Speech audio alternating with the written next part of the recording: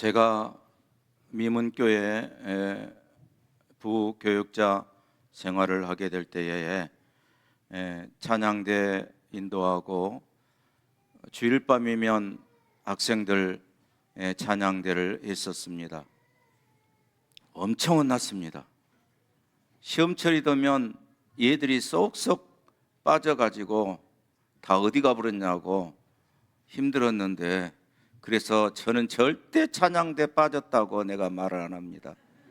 다만 임플란트를 조금 해야 되겠다라고만 설명을 드립니다.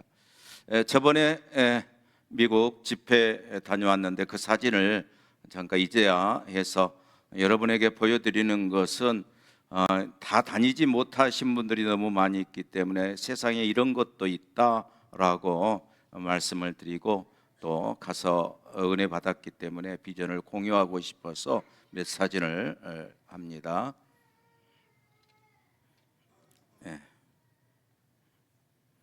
그 포스터 교회에서 만든 그 다음요. 이거 제가 설명을 드렸습니다. 33주년 기념 교회 부흥회라고 해서 갔는데 10만 장 이상을 사진으로 저런 모형을 만들었더라고요. 그래서 교회 이미지고, 목사님이 이제 은퇴하셨는데 은퇴하시면서 원로 목사님 하시면서 목회 사역에 자기는 십자가밖에 없다. 그래서 참 은혜가 되었던 부분이 저 교회에다가 한 면에다가 저 사진을 붙여놨습니다. 그 다음 돌아본 저 이제 그랜드 캐년부터 시작해서 5대 캐년이 미국 서부 지역에 있는데, 여기는 하나님의 창조과학에서 하나님의 창조물이라고 하는 그 흔적이 있다. 그것이 무엇이냐, 노아의 홍수라든가 여러 가지 흔적을 통해서 교육시키고 하는 곳이더라고요. 전에 갔을 때. 그래서 잠깐 보여줍니다. 다음 넘기십시오. 계속해서 이제 그 다음입니다. 저런 모습 속에 지층이나 모형을 보면서 그 연구하면서 하나님께서, 그 다음요. 어느 교회에 가서 밖을 향해서 찍었는데 십자가만 남겨놓고 저 뒤에 산이 있었습니다. 그 다음요. 모래 사구, 모래 언덕인데에 관광객이 앉아 있어서 찍었습니다. 그 다음요. 우리 장로님이 걸어간 저 길은 소금밭입니다. 소금밭. 그래서 바닷물이 여기까지 들어와 있구나. 아직도 소금이 밭을 이루고 있어요. 그 다음요. 그래서 하나님이 창조하셨다. 이제 노아 홍수가 있었다. 그것을 설명하기도 하고, 지하에 30m 수면에 이렇게 설명 들은 것을 표지판을 봤습니다. 그 다음요. 그 다음이 전혀 모르는 권사님입니다. 가이드가 아신 분인데 그 목사님이 권사님이라고 하더라고요. 그래서 내가 찍었습니다. 다음요. 참 신비한 그러한 동굴 캐년을 갔었는데 봤어요. 그 다음요. 저런 것도 있다라고 잠깐. 그 다음요. 다 됐습니다. 개인적으로 보실 분은 저에게 또 말씀해 주시면 좋겠습니다. 이렇게 세계를 보게 되면 개척교회이든지 큰 교회이든지 교회 역사 가운데에 하나님의 제자로서 헌신된 사람들을 많이 보게 됩니다. 미국의 열린문교회도 마찬가지고요.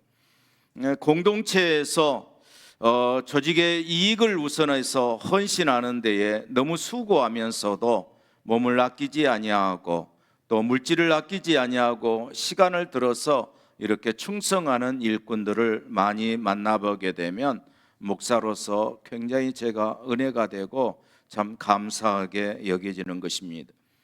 자기가 맡은 사명, 우리 모두는 다 맡은 사명이 있습니다. 물론 모두가 다 나는 구경하러 다녀, 나는 아무것도 교회에서 안 해, 이렇게 할 줄 모르지만 하나님 편에서 보면 여러분이 올린 찬양, 여러분이 올린 기도, 우리가 함께 앉아 있는 것 자체도 하나님 앞에 사명을 완수한 것이다. 어쩌면 우리에게 1달란트, 2달란트, 많은 사람은 5달란트 받은 것 때문에 하나님 앞에 충성함으로 말미암아 하나님의 나라가 이렇게 유지되고 이루어지는 것이 아닌가 그렇게 싶어집니다. 우리가 교회 안에도 거룩한 사람들만 모인 것이 아닙니다. 그래서 신앙생활하면서 인내와 끈기가 필요한데 이것 또한 잘 감당해서 오늘날까지 여러분이 잘 유지시켜 주신 줄로 믿습니다.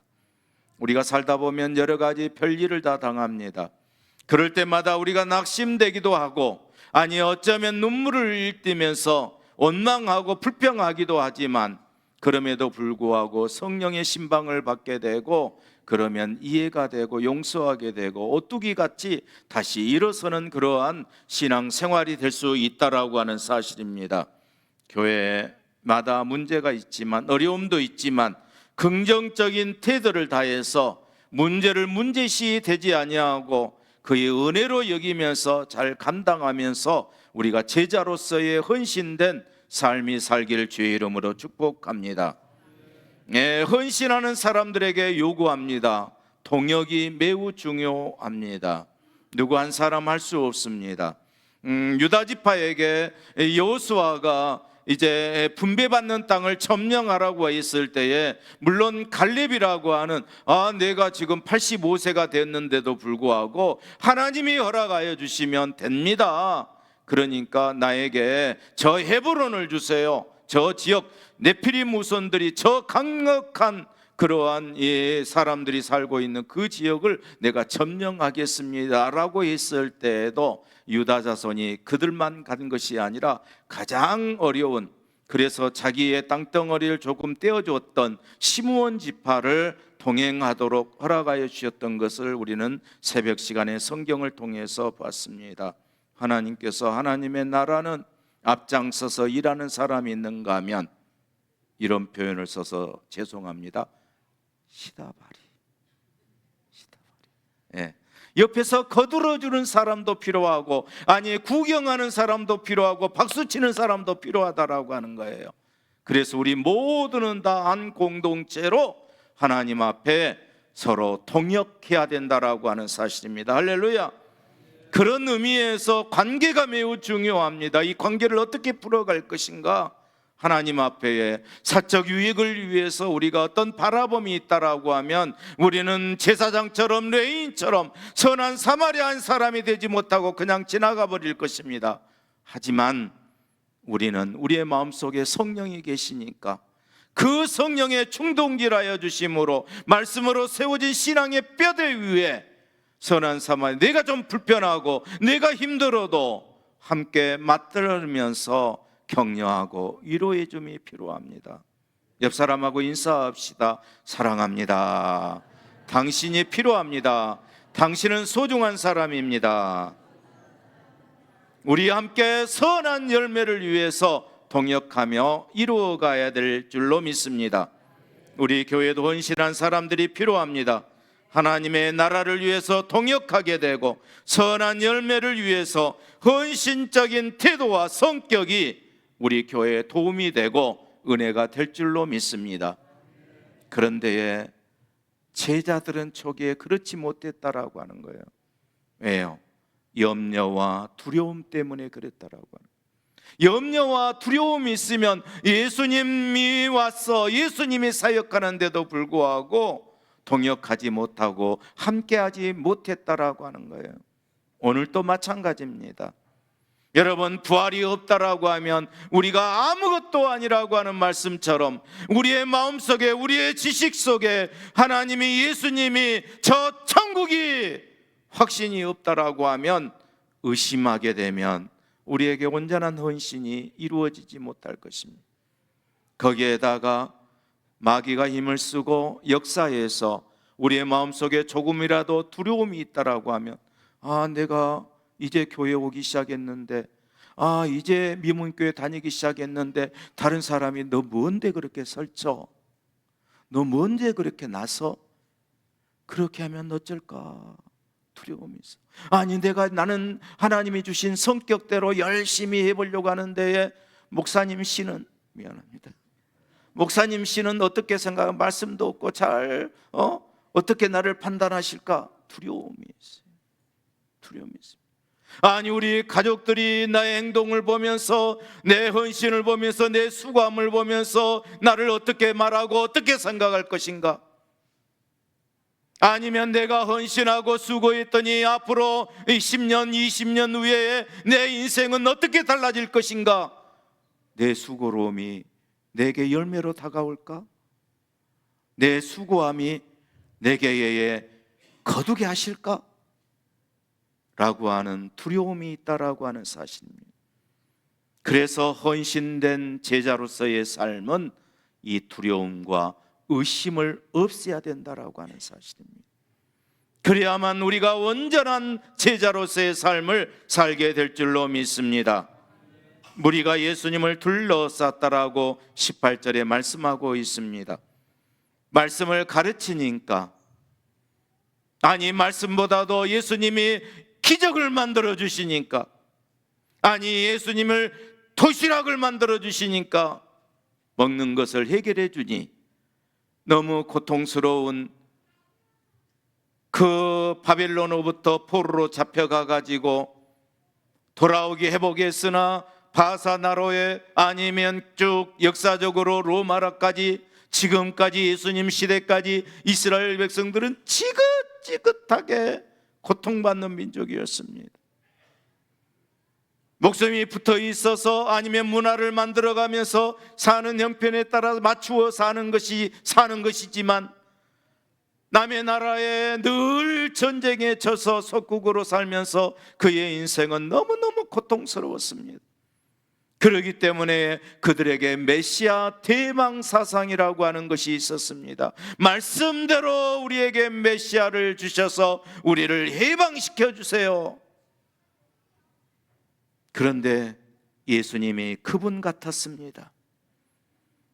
예수님이 그분 같았어요. 그래서 많은 군중이 예수님을 따라갔습니다. 그런데 도무지 예수님은 그 군중에는 관심이 없습니다.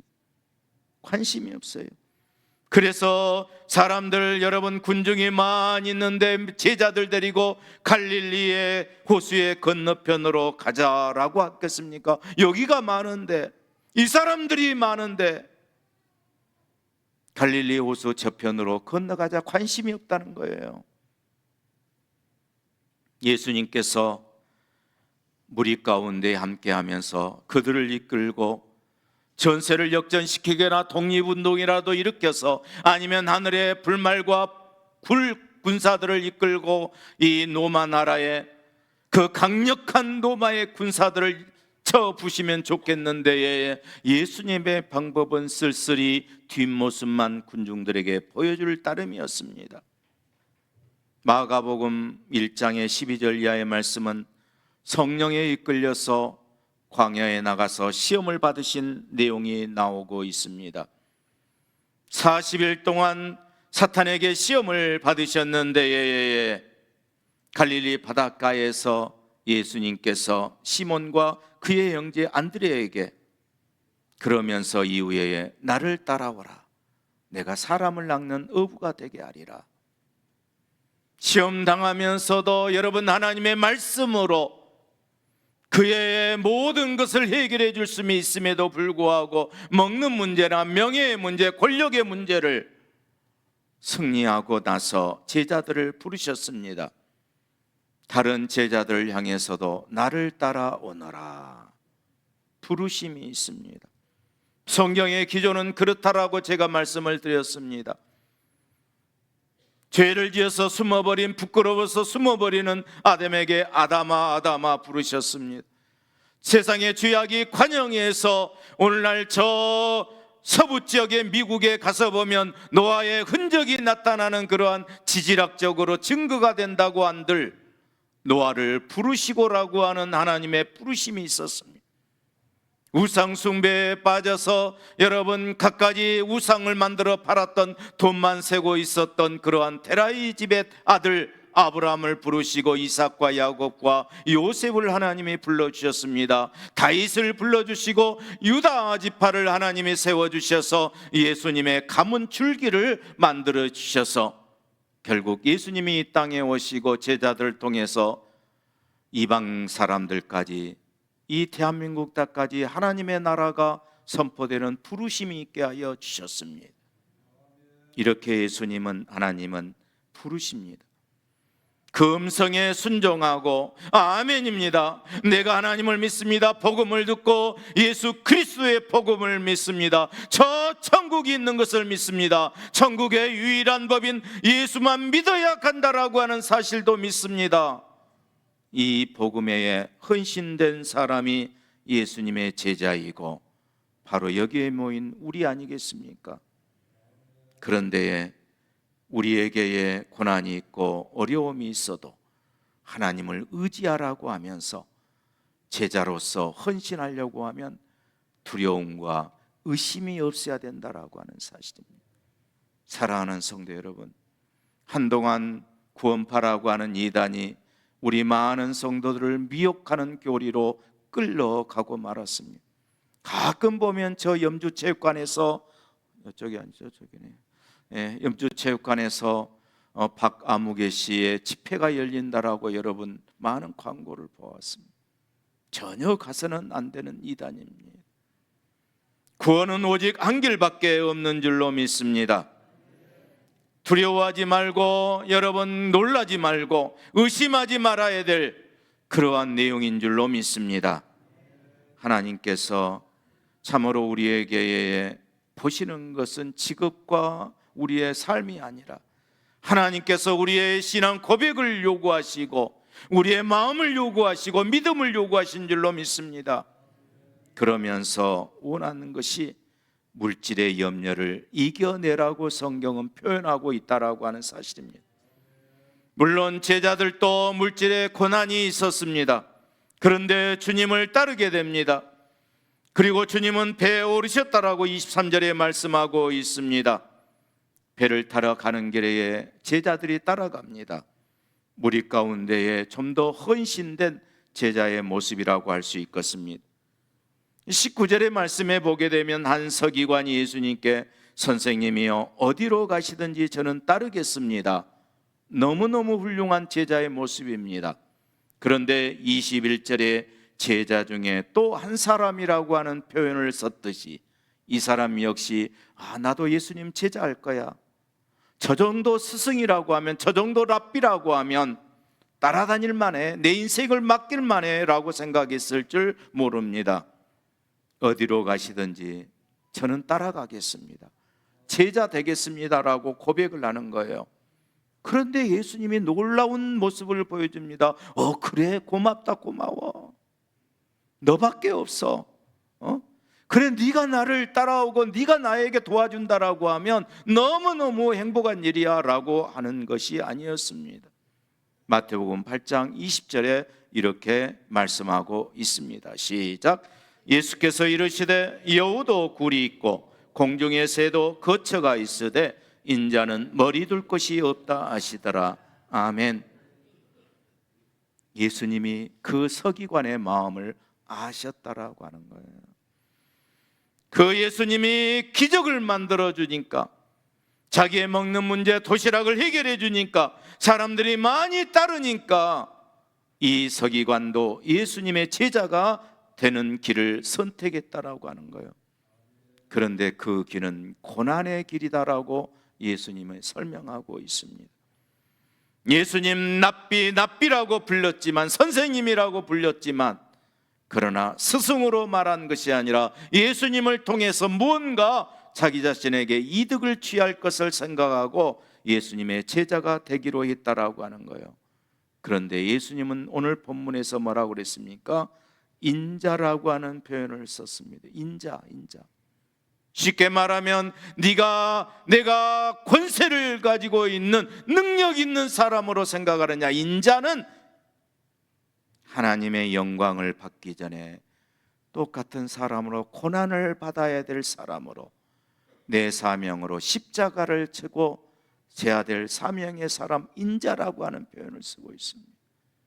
사랑하는 성도 여러분, 마태복음 17장 22절 23절에는 이렇게 말씀하고 있습니다. 시작.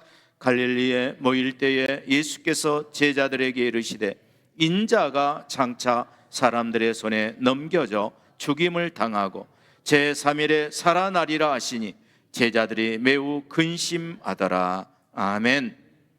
예수 그리스도는 하나님의 영광을 가지신 하나님이십니다. 그러나 우리를 구원하기 위해서 그의 사명, 그의 가는 길은 바로 십자가를 지는 길, 고난의 낮아지심이 있다라고 하는 사실입니다. 그래서 고린도 후서 8장 9절은 우리를 위해서 가난하게 되셨다라고 하는 표현을 성경은 말씀하고 있습니다. 여러분, 주님께 제자된 우리는 주님 앞에 헌신된 사람인 줄로 믿습니다. 때로는 우리가 헌신하고 교회를 섬기고자 복음의 역사를 일으키고자 할 때에 여러분 고난이 있을 때가 있습니다. 물질의 유혹을 느끼고 물질의 부함을 느끼고 있다라고 하면 우리는 참된 제자로서의 삶을 살지 못할 것입니다. 어쩌면 안전되지 못한 미래가 우리를 기다릴 줄 몰라요. 그럼에도 불구하고 이 복음을, 이 예수님을, 이 사명을 우리가 놓을 수 없는 것은 살아계신 하나님이고 저 천국이 있는 줄로 믿습니다. 서기관은 제자의 길이 고난의 길인 줄 알지 못했어요. 그래서 예수님께서 거절하셨다라고 하는 것입니다. 여러분, 우리가 가는 길 마귀가 그냥 놔두지 않습니다. 그래서 골로새서 1장 24절 바울이 말합니다. 이렇게 설명합니다. 시작. 나는 이제 너희를 위하여 받는 괴로움을 기뻐하고 그리스도의 남은 고난을 그의 몸된 교회를 위하여 내 육체에 채우노라. 아멘. 우리는 예수님을 따르는 제자입니다. 인자이신 그리스도와 함께 고난을, 물질의 어려움을 당할지라도 이겨내고 승리하고 헌신된 삶을 살 수 있기를 주의 이름으로 축복합니다.